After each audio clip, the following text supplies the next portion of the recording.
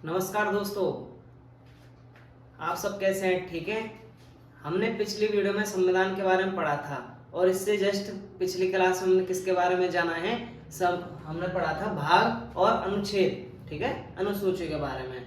आज हम उसी टॉपिक को आगे बढ़ाने वाले हैं। यदि आपको कल की क्लास में कोई समस्या आई हो तो आप हमारे को मैसेज कर दो, ठीक है। तो आइए शुरू करते हैं अपना आगे का कार्यक्रम। तो अपना टॉपिक कौन सा चल रहा है? भाग और अनुसूची, ठीक है भाई। मैंने आपको कल मूल्यतः और वर्तमान की स्थिति मूल्यतः समझाई थी। मूल्यतः क्या होता है? जो पुराने समय में मतलब इस शुरुआत में रखी गई हैं व्यवस्थाएं, जैसे कि 22 भाग थे, 22 भागों को क्या कर दिया है?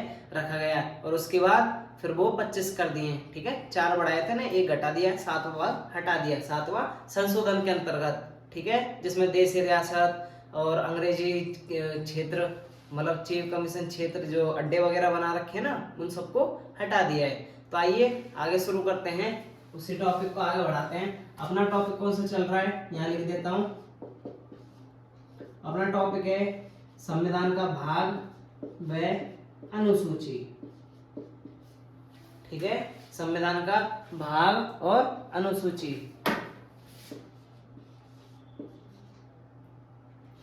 अनुसूचियां, चलो ऐसे लिख लेते हैं, ठीक है भाई। यहाँ अब अपन शुरू करेंगे। एक साइड अपन लिखेंगे भाग, ठीक है। कौन सा अनुच्छेद, कौन सा भाग है, भाग क्रम लिखेंगे। दूसरे बाद उसका शीर्षक लिखेंगे। शीर्षक के बाद अनुच्छेद लिखेंगे, कौन से अनुच्छेद के अंतर्गत वो आ रहा है, ठीक है। तो पहले में अपन लिखेंगे क्रम संख्या,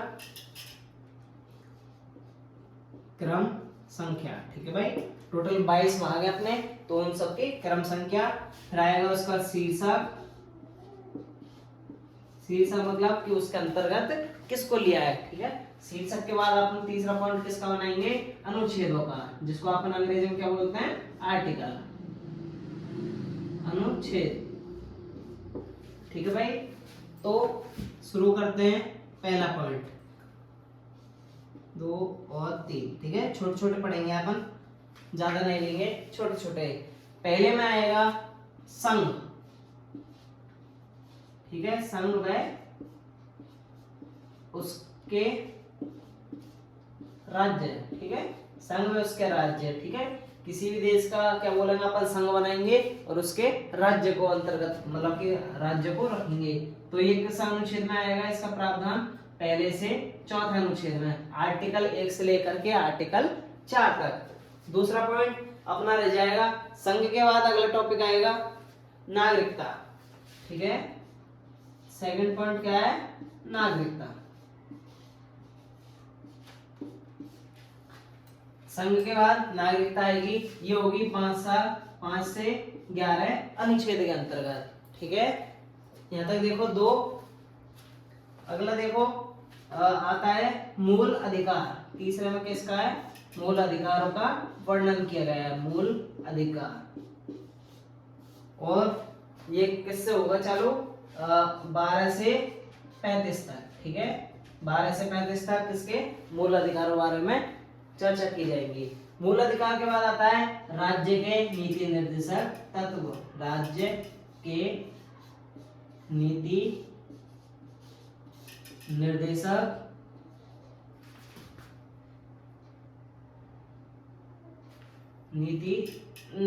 ठीक है भाई।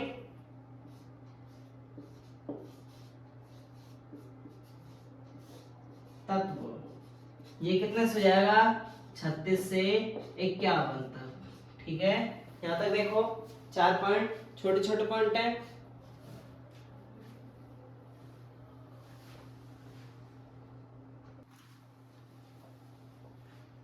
ठीक है भाई। अब इनके बारे में थोड़ा सा और देख लेते हैं। संविधान के अंतर्गत इनको कुछ प्रतीकों के द्वारा क्या दर्शाया गया है, जैसे कि पहला पॉइंट किसके द्वारा दर्शाया गया है? यहाँ लिख देता हूं, सिंधु घाटी, ठीक है। सिंधु घाटी सभ्यता। चलो इसको नीचे लिख लेते हैं, आगे जगह नहीं है, ठीक है। इसके नीचे लिखा हूं भाई, ठीक है। ऐसे करके समझ जाना, सिंधु घाटी सभ्यता के जुबेबेल। ठीक है भाई, मतलब संविधान के अंतर्गत इसको किससे द्वारा समझाया है? पहले संघ और राज्य को, जो संविधान क्या बोलते हैं, सिंधु घाटी सभ्यता थी अपने पुराने समय में, तो उस समय जो जैसे कि बैल होते हैं वो जुताई करते हैं, उस वाले चित्र से समझाया है, इस मतलब दर्शाया गया है। सेकंड पॉइंट आता है अपना, ये जो नागरिकता है इसको दर्शाया वैदिक काल के गुरुकुल के द्वारा, वैदिक काल के गुरुकुल के द्वारा,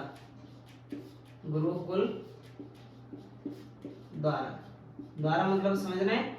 मैं जो आपको लिखा रहा हूँ ये चित्रों के माध्यम से, ब्रैकेट में लिख देता हूँ, जो रेड पेन से समझ में आ जाएगा आपको। किसका चित्र है?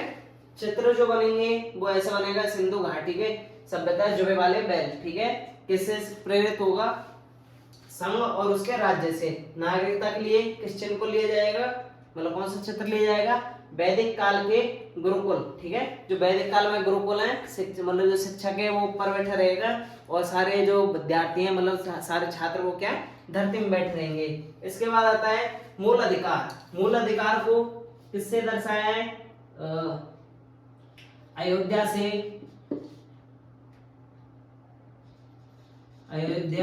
से लौटते राम, सीता, लक्ष्मण। समझ में आई भाई? मूल अधिकार को किससे दर्शाया है? अयोध्या से लौटते राम, सीता, लक्ष्मण जी के जो चित्र है। ठीक है, और इसके बाद अगला पॉइंट देखो, अपना कौन सा बच जाता है? चौथे नंबर का पॉइंट है जिसका नाम है राज्य के नीति निर्देशक तत्व। इसको किससे समझाया है? इसको दर्शाया गया है, इसके लिए चित्र है कृष्ण। ठीक है भाई, कृष्ण जो भगवान है, कृष्ण जी द्वारा अर्जुन, ठीक है भाई, अर्जुन को गीता उपदेश देते हुए। ठीक है, गीता उपदेश देते हुए इसको किस चित्रों के माध्यम से समझाया जाता है? ठीक है, दर्शाया है संविधान के अंतर्गत, ये चित्रों के माध्यम से दर्शाया, जैसे कि ये और मूल अधिकार को किसके? अयोध्या से लौटते हुए राम, सीता, लक्ष्मण तीनों जी की क्या चित्र को दर्शाया है। और इसमें जो नीति निर्देश तत्व में कृष्ण जी के द्वारा भगवान श्री कृष्ण के द्वारा अर्जुन को क्या दिया जा रहा है? ज्ञान का उपदेश दिया जा रहा है, सॉरी गीता का उपदेश। देखो ये चारों आपको भाग समझ में आए क्या?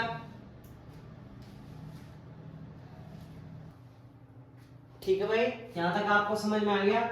आइए अगले टॉपिक शुरू करते हैं। ठीक है, अपने 4 पॉइंट हो चुके हैं। ठीक है, 4 भाग आपके कंप्लीट हो चुके हैं। अगर किसी भी चीज में आपको समस्या आती है तो आप मैसेज में डाला करो और हमारी वीडियो को ज्यादा से ज्यादा शेयर करा करो। देखो यहाँ से जब आप पढ़ेंगे तो आसानी से समझ में आएगी, पर इसका क्या है, ये बार थोड़ा सा रिवाइज करे करो और अपना भी क्या है नोट्स बनाया करो। पहली बात आप देख रहे होंगे कि मैं पूरी वीडियो जो आपके लिए बना रहा हूँ वो एक नोट्स की तरह ही बना रहा हूँ, बिल्कुल पॉइंट पे पॉइंट चल रहा है अपना। ठीक है, क्रम से। ठीक है, तो आइए अगला पॉइंट शुरू करते हैं। ये कितना हो चुके? 4 हो गए अपना, है ना? 5, 6, 7, 8, तो अपने 22 भाग हैं, इसलिए थोड़े थोड़े पॉइंट ले रहे हैं। कौन सा हो जाएगा अब? 5वां, 6वां, 7वां और हो जाएगा 8वां। ठीक है भाई, तो 4 हो चुके हैं अपने कंप्लीट, यहाँ तक देखिए। अब 5वां शुरू करते हैं। 5वां किससे संबंधित है भाई? देखो, केंद्र सरकार से, केंद्र सरकार। ठीक है भाई, इसमें किसका बारे में वर्णन किया है? केंद्र सरकार का। अगले में राज्य सरकार का। 6वां भाग किससे संबंधित है? राज्य सरकार से।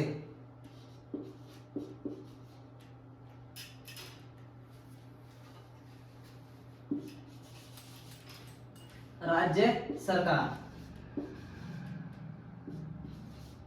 ठीक है, ये किससे संबंधित है? केंद्र सरकार से। दूसरा भाग किससे संबंधित है?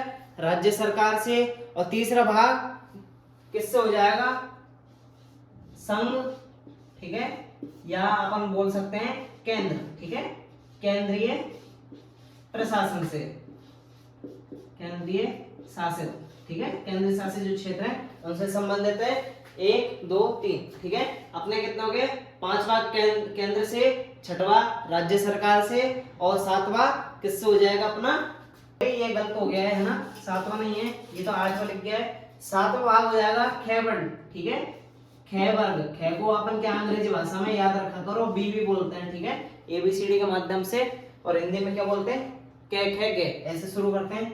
तो अपन ये कैसे भी आ सकता है, इसको बोल सकते हैं ख प्रणाली या बी प्रणाली, ठीक है, सॉरी श्रेणी, ख श्रेणी वाले, श्रेणी वाले, ठीक है भाई, ख श्रेणी वाले। और 8वां किससे, इन दोनों संबंधित हो जाएगा, संघ, संघ या अपन उसे संघीय प्रशासन से, और संघीय पता है आपको किससे संघ किससे बोला जाता है, संघ किसको, केंद्र को, ठीक है, यहाँ तक देखो। और आपको पता है मैंने आपको बताया था कल कि जो 7वां वाला भाग था, ठीक है, इसको क्या कर दिया है, भारत सरकार के द्वारा हटा दिया गया था, कल आपको पढ़ाया था ना मैंने, उसके अंतर्गत 7वें भाग को क्या कर दिया है, हटा दिया गया है। तो यहां तक देखो,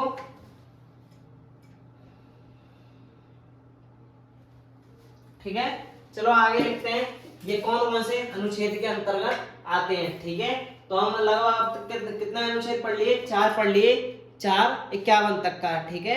अब ये जो अगला आएगा ये आ जाएगा अनुच्छेद 52 से 151 तक, अनुच्छेद तक, ठीक है। केंद्र सरकार किससे संबंधित होगी, 51 से लेकर के, सॉरी 52 से लेकर के 151 तक, और ये अगला पॉइंट आ जाएगा 152 से लेकर के 247 तक अनुच्छेद, ठीक है। 152 से लेके राज्य सरकार किससे संबंधित हो जाएगी, 152 से लेकर के 247 तक के में, ठीक है। और तीसरा जाएगा, यह जाएगा, ठीक है, 248 तक का, और ये अगला पॉइंट आ जाएगा 289 से लेकर के 242 तक का, ठीक है। यहां तक देखो, ये अनुच्छेद समझ में आए क्या नहीं आए, चेक करो।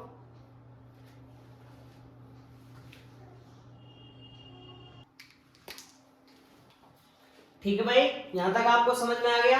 अब इनके चित्रों के बारे में बात कर लेते हैं। केंद्र सरकार को किससे दर्शाया है चित्र के माध्यम से, वो है बुद्ध के द्वारा, महात्मा बुद्ध, ठीक है, बुद्ध द्वारा लोगों जीव जंतु को ज्ञान देते हुए, ठीक है, ज्ञान देते हुए, ठीक है भाई। जो महात्मा बुद्ध है ना, बुद्ध है, वो क्या है, बुद्ध नहीं है, बुद्ध लिख दिए है ना, बौद्ध, ठीक है। जो महात्मा बुद्ध है